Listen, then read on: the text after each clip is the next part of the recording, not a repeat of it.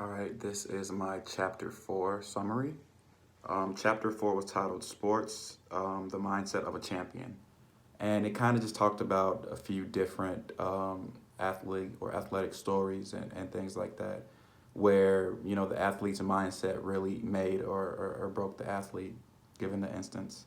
A few things that I talked about in the chapter was the definition of failure, the definition of success, given the different mindsets, the growth mindset and the fixed mindset, and it kind of talked about once you're on top and once you've hit your peak, how do you stay there? The quote that I want to discuss is actually from John Wooden. It is here at the bottom of page 97, and it goes, I believe ability can get you to the top, says Coach John Wooden, but it takes character to keep you there. It is so easy to begin thinking you can just turn it on and off automatically without proper preparation. That just really, hits me personally. I've always had to, work really hard to get the things that I have.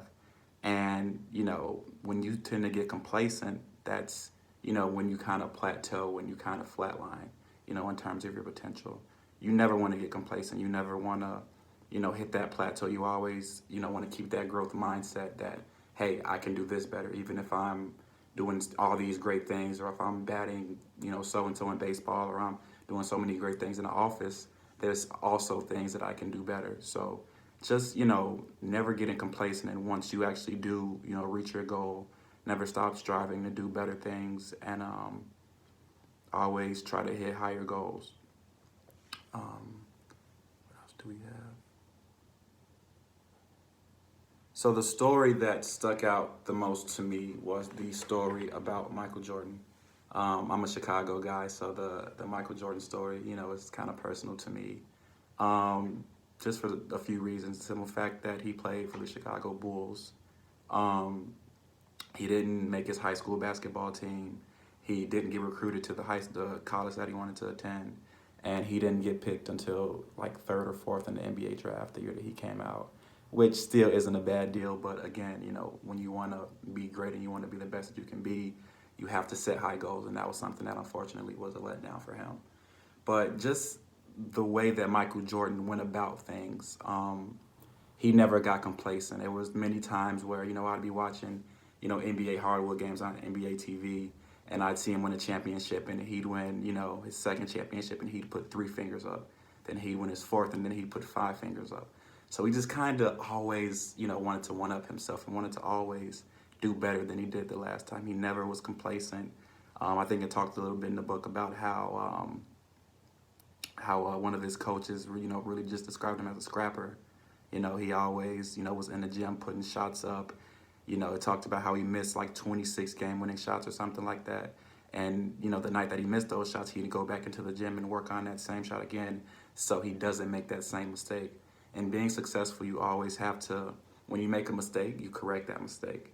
Whether it's, in the office, in athletics, in your personal life, and wherever it is. If you make a mistake, you want to make sure that you never make that mistake again, or you want to do as much as you possibly can so you don't make that mistake again.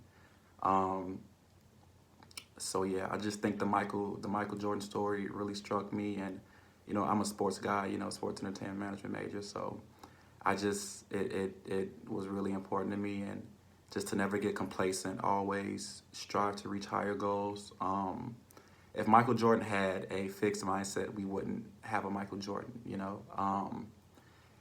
He had a growth mindset, and that mindset was that he could always get better. When he, just missed his high school basketball team, just missed making that, he could have easily, went down to the depths and, just kind of put his head down and said, hey, this basketball thing isn't for me. But that's not what he did. He packed his bag, he went home, he sobbed or wept or whatever you have you or what have you, and he fixed it. He got better on the basketball court. He knew that there was things that he was insufficient in, so he went back to the drawing board and worked on those things.